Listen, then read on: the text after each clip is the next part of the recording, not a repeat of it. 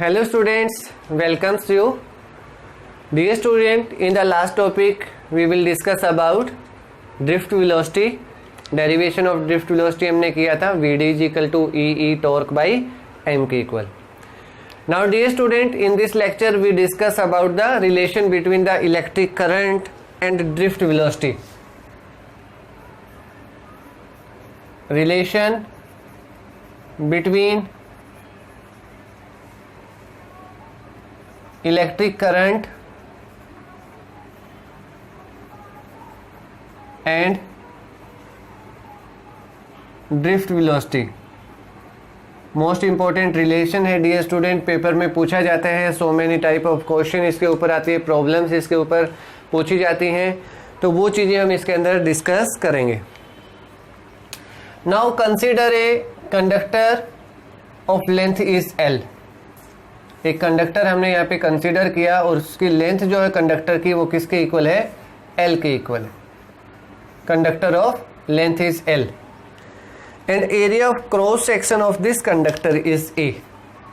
Length कितनी होगी और एरिया ऑफ क्रॉस सेक्शन कितना है? मतलब ये जो एरिया ऑफ क्रॉस सेक्शन होगा जिसकी हम बात कर रहे हैं यहाँ से, इस अगर एरिया की बात करें तो ये एरिया ऑफ क्रॉस सेक्शन किसके इक्वल है? ए के इक्वल है. ठीक है, ये क्या है हमारे पास है? Area of cross section. ठीक है, ये क्या हो जाएगा हमारे पास? Length of conductor.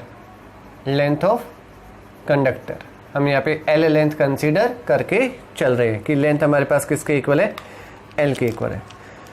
You know that कि conductor inside a conductor there are so many number of free electrons are available. In the last topic we have write a value n is equal to 10 raised to 29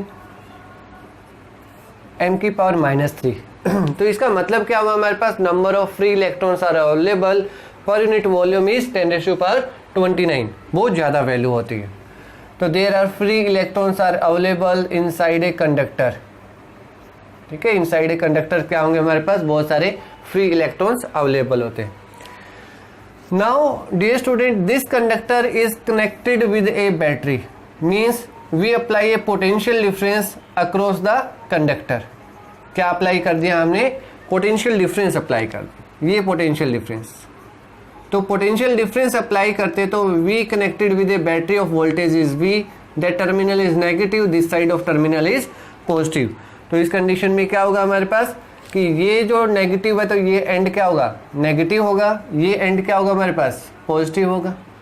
तो जैसे ही potential difference हम यहाँ पे apply करेंगे, there is setup of electric field.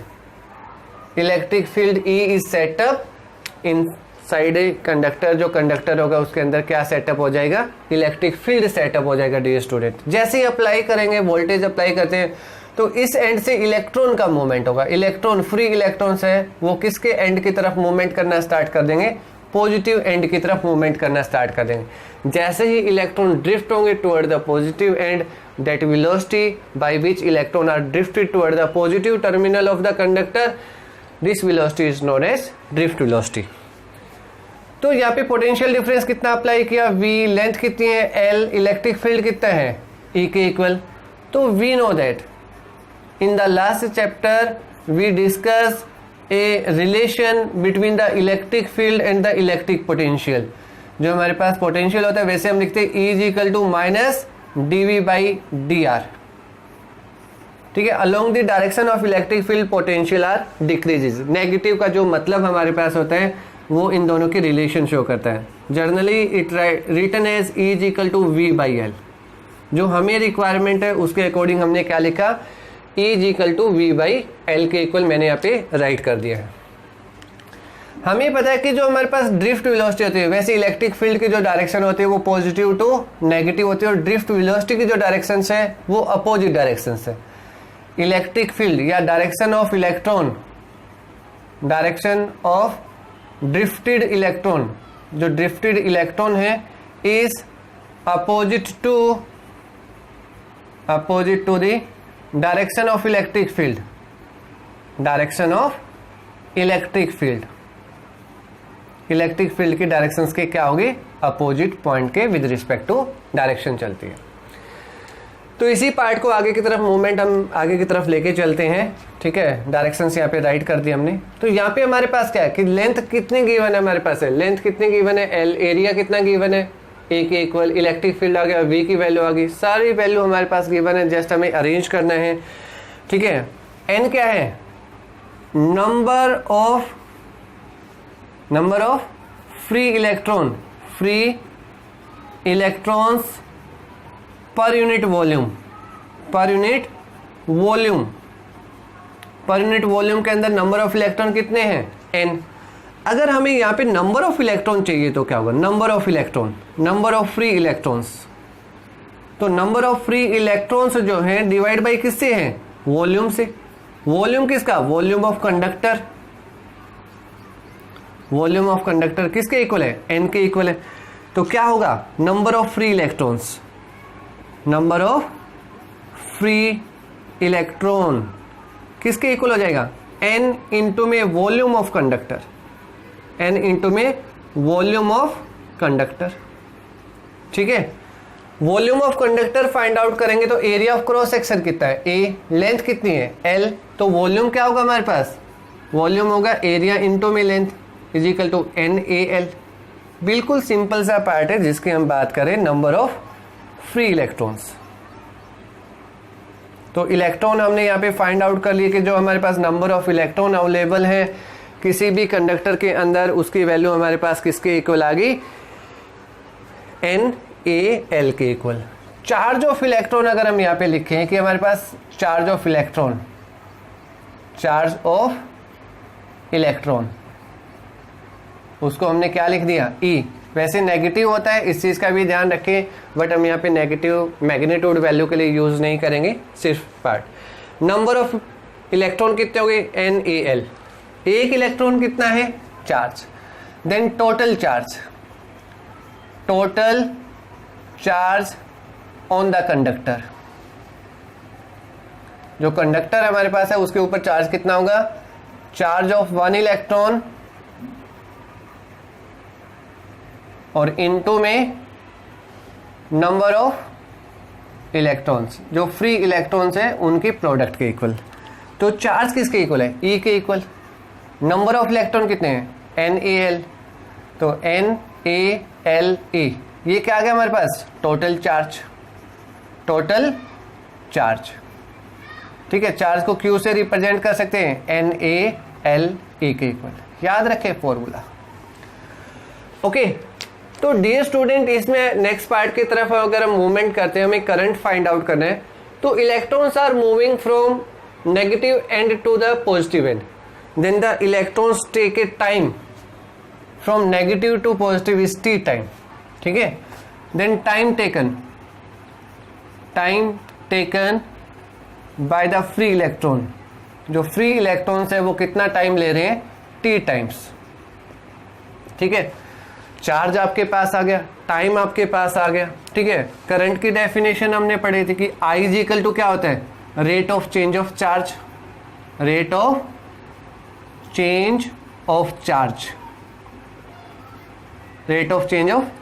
Then I is equal to charge कितना लिखा, N A L E divide by time कितना है, टी।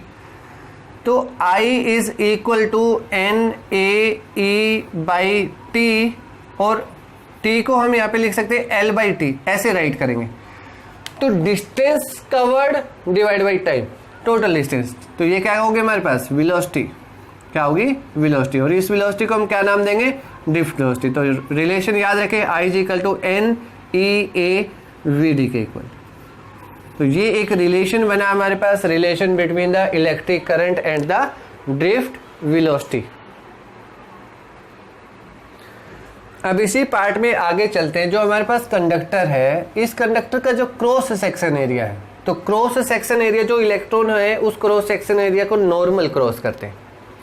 तो जब भी नॉर्मल क्रॉस करेंगे तो हमारे पास हम यहाँ पे एक टर्म इंट्रोड्यूस करते हैं, करंट पर यूनिट एरिया, ठीक है। जो इलेक्ट्रॉन्स इसको क्रॉस करेंगे कि एक क्रॉस सेक्शन एरिया में से कितना करंट फ्लो कर रहा है, तो I by A is equal to N E V D के equal. This is known as current density. ये क्या कहलाएगा हमारे पास, करंट डेंसिटी। करंट डेंसिटी का मतलब क्या हुआ? Electric current per unit area, per unit area के अंदर से कितना करंट फ्लो कर रहा है। एसआई यूनिट क्या होंगे यहाँ पे? एसआई यूनिट इज करंट क्या होता है? एम्पियर। एरिया किस में होगा? मीटर स्क्वायर के अंदर। ठीक है, तो current density is a vector quantity. इस चीज़ का ध्यान रखें, हमारे पास एरिया एक वेक्टर क्वांटिटी होगा तो करंट डेंसिटी क्या है? या फिर हम यहाँ से भी देख सकते हैं कि ये रिलेशन के अंदर n number of electron E charge जो ड्रिफ्ट वेलोसिटी है, drift velocity also a current vector quantity, और जे भी क्या होगी हमारे पास? वेक्टर क्वांटिटी होगी। बहुत सारी जगह पे ये यूज होगा करंट डेंसिटी से रिलेशन, इस प्रकार से हम बना सकते हैं। नेक्स्ट चलते हैं, इसी फॉर्मूले को यूज करते हुए डिडक्शन करेंगे हम ओम्स लॉ, जो हमने पहले वाले चैप्टर्स में डायरेक्ट लिख दिया था कि Ohm's law is equal to V is equal to I R, उसी को डिराइव करेंगे हम। ठीक है, इस फर्स्ट टॉपिक के बाद हमारे पास होगा second, deduction of Ohm's law from drift velocity. जो ड्रिफ्ट वेलोसिटी रिलेशन है उससे हम ओम्स लॉ को डिराइव करेंगे। अब यहाँ पे आप उस चीज को देखें ध्यान से। तो सॉल्यूशन किस प्रकार से राइट करेंगे डियर स्टूडेंट? इसका करंट का रिलेशन हमें क्या मिला? I is equal to N E A V D के इक्वल। देखते जाए। और ड्रिफ्ट वेलोसिटी क्या होती है? Drift velocity is equal to E torque by में एम। ठीक है, ये जो टाउ सिंबल है हमारे पास है यहाँ पे रिलैक्सेशन टाइम को इंडिकेट करता है। और अभी एक रिलेशन लिखा था E is equal to V by L, है ना? E is equal to V by L. Then putting the value of drift velocity के अंदर E की वैल्यू पुट करेंगे तो E वी टॉर्क बाई में एम एल। ठीक है, तो इक्वेशन की फॉर्मेशन कर सकते हैं, equation number 1, equation number 2, equation number 3। तो यहाँ पे हम राइट कर सकते हैं putting the value of C in first, putting the value of 3 in second we get. तो ये इक्वेशन नंबर बनेगी हमारे पास 4। अगेन फिर क्या राइट कर सकते हैं? Putting value of 4 in first we get. तो क्या रिलेशन मिलेगा हमें? I is equal to N E A, जो VD है VD की जगह हमने क्या पुट कर दिया? E वी टॉर्क बाई में एम एल। तो मल्टीप्लाई करेंगे तो क्या होगा? N E और E स्क्वायर, ठीक है, V टॉर्क एरिया बाई में M इंटू एल। इस V को हम यहाँ पे लिख लेते हैं, अलग से लिख देते हैं, टॉर्क A और ये हो गया V। ठीक है, अब आप लोग ध्यान से देखोगे तो हमने जो रिलेशन डिराइव किया था वो था V is equal to I R, V is equal to I R. ठीक है, तो इसको थोड़ा सा और सिंप्लीफाई करके आगे की तरफ चलेंगे तो V इज इक्वल टू क्या बनेगा? M L divide by N E square torque area into में I। ओके, तो ये क्या होगा हमारे पास? ये है ओम्स लॉ। क्या बन गया हमारे पास? इसको हम क्या बोलेंगे? ये है ओम्स लॉ डियर स्टूडेंट। तो यहाँ पे R अगर इन दोनों को कंपेयर करते हैं एक दूसरे के साथ तो क्या है हमारे पास? Resistance is equal to R is equal to M L by में N E square torque by A. तो लास्ट वाले पार्ट में हमने क्या लिखा था कि रेजिस्टेंस किसके ऊपर डिपेंड करता है? लेंथ के ऊपर डिपेंड करता है, लिखा था ना। एरिया के ऊपर डिपेंड करता है, नेचर ऑफ मटेरियल के ऊपर डिपेंड करता है, नेचर ऑफ मटेरियल। ठीक है, और टेम्परेचर के ऊपर डिपेंड करेगा, temperature of conductor. Temperature increase होगा तो क्या होगा इस कंडीशन में? रिलैक्सेशन टाइम भी क्या होगा? इंक्रीज होगा। रिलैक्सेशन टाइम इंक्रीज होगा तो resistance of the conductor is decrease. Sorry, temperature increase तो relaxation time decrease, relaxation time decrease तो resistance is increase. If temperature of a conductor is increases then resistance of conductor also increases. Resistance of conductor increases. Resistance भी क्या होगा, increase होगा. और आगे चलते हैं, इसी पार्ट के अंदर ही बहुत सारे रिलेशन आने वाले हैं. इसी के अंदर ही आप लोग इन फॉर्मूलों को देखते जाएं, इन्हीं के ऊपर ही न्यूमेरिकल आएंगे डियर स्टूडेंट आगे जाके. ठीक है, अब फॉर्मूला क्या लिखा हमने, R is equal to M by में N E square torque L by A. 10th class में जो फॉर्मूला हम पढ़ते हैं वो फॉर्मूला था R is equal to rho L by A. R is equal to rho L by A. दोनों को कंपेयर करते तो rho is equal to M N E square torque. तो यहाँ पे आप देख सकते हो कि जो आपकी रेजिस्टिविटी है, रेजिस्टिविटी ऑफ ए कंडक्टर, जो रेजिस्टिविटी है m किसको रिप्रेजेंट करते हैं, मास ऑफ इलेक्ट्रॉन को. n क्या होगा हमारे पास, नंबर ऑफ इलेक्ट्रॉन. e क्या है, चार्ज ऑफ इलेक्ट्रॉन. सिर्फ क्या बचा, टॉर्क बचा. तो इस कंडीशन में जो आपकी रेजिस्टिविटी है, it depends upon temperature and nature of material. Nature of material दो चीजों के ऊपर डिपेंड करेगी. एक टेम्परेचर के ऊपर डिपेंड करेगी और दूसरा किसके ऊपर डिपेंड करेगी, नेचर ऑफ मटेरियल के ऊपर डिपेंड करेगी. आगे चलते हैं डियर स्टूडेंट, रेजिस्टेंस. जो रेजिस्टेंस हमारे पास है, इसी से बहुत एक टर्म्स और भी निकल के आती है. ठीक है, जिसको हम बोलते हैं कंडक्टेंस. रेजिस्टेंस का काम क्या है, रेजिस्टेंस का काम है to resist the flow of electric current. और कंडक्टेंस का काम क्या होगा, to conduct the electron fast movement. तो conductance it is the reciprocal of resistance. It is the reciprocal of resistance. Conductance जो है इसको G से रिप्रेजेंट कर देंगे. G is equal to 1/R. ठीक है, सिंपल सा फॉर्मूला. R की वैल्यू हमारे पास गिवन है, इसके अंदर क्या बनेगा, R बनेगा हमारे पास N E square torque A by में ml इक्वल टू कंडक्टेंस. ठीक है, रेजिस्टेंस की यूनिट क्या होती है, ओम. कंडक्टेंस की यूनिट क्या होंगी, SI. Unit of conductance is मो, MHO. ठीक है, ऐसे आप राइट कर सकते हो. सिमिलरली जो रेजिस्टिविटी है, रेजिस्टिविटी का रेसिप्रोकल होता है कंडक्टिविटी. ठीक है, कि उस मटेरियल की कंडक्टिविटी कितनी ज्यादा है, कंडक्टिविटी को रिप्रेजेंट करते हैं. क्या होगा, reciprocal of resistivity. Reciprocal of resistivity is known as conductivity. Then again write here N E square torque by में एम. रेजिस्टिविटी की जो हमने यूनिट पढ़ी थी वो थी हमारे पास ओम मीटर. ठीक है, तो कंडक्टिविटी की यूनिट क्या होगी, मो पर मीटर. ठीक है, इन्हीं से एक दूसरे से यूनिट इनकी निकलती जाती हैं. जो छोटी छोटी सी टर्म्स हमारे पास है, उन्हीं से हम वैल्यू को राइट कर सकते हैं. नेक्स्ट टॉपिक में चलते हैं हम. नेक्स्ट टॉपिक जो हमने करंट डेंसिटी अभी निकाला था. ठीक है, 1 नंबर का क्वेश्चन आ जाता है हमारे पास, microscopic forms of Ohm's law. Microscopic of Ohm's law. Ohm's law की माइक्रोस्कोपिक फॉर्म्स हमें यहाँ पे लिखने हैं. ठीक है, तो कैसे डिडक्शन करेंगे इसका ध्यान से देखते जाए. I is equal to NEAVD लिखा था, सभी को याद है, हाँ जी सर याद है.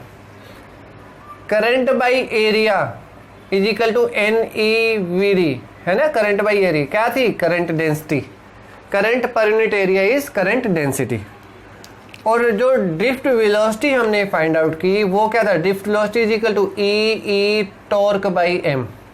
ठीक है, E टॉर्क बाई m के इक्वल. देन वैल्यू पुटअप करेंगे तो क्या मिलेगा हमें, J is equal to NE torque by m के इक्वल. देखते जाएं, N E into E square E torque by m. ऐसा राइट हमने कर दिया. जो हमारे पास फॉर्मूला बन रहे हैं उसी फॉर्मूले के विद रिस्पेक्ट टू हम चीज़ों को लिखते जाते हैं. और कोई चीज़ें हमें इसके अंदर ज़्यादा इंट्रोड्यूस करने वाली नहीं होती. इलेक्ट्रिक फील्ड और पोटेंशियल में रिलेशन क्या था? E is equal to V by L. Then J is equal to, J किसके इक्वल होगा हमारे पास? J is equal to N E square V torque by में एम एल। ठीक है, तो N E square torque V by में M L. देखते जाएं। अब यहाँ पे हमारे पास कंडक्टिविटी जो आया है उसको भी हम यहाँ पे सिग्मा से रिप्रेजेंट करते हैं। तो देख पा रहे होगे कि यहाँ पे N E square torque M, N E square torque M किसके इक्वल है? सिग्मा के इक्वल है। ठीक है, तो यहाँ पे लिख सकते हैं N E square torque by M is equal to sigma. ठीक है, और v बाई एल को तो E लिखा ही था हमने, तो J इज इक्वल टू ये जो टर्म हमारे पास बनी, ठीक है, ये टर्म जो हमारे पास बनी इसको हम क्या लिखेंगे? सिग्मा। और v बाई एल जो है, v बाई एल जो बचा उसको हमने क्या लिख दिया? E के इक्वल। ठीक है, तो ये हमारे पास क्या है? Microscopic form. ओके, ये माइक्रोस्कोपिक फॉर्म होगी। किसकी है माइक्रोस्कोपिक फॉर्म? ओम्स लॉ की। तो it is a vector quantity. कैसी क्वांटिटी है? ये एक वेक्टर क्वांटिटी है। ठीक है, ये ओम्स लॉ हमारे पास है। Relation between the current drift velocity, deduction of Ohm's law, microscopic of Ohm's law, और so many formulas are there in this topic.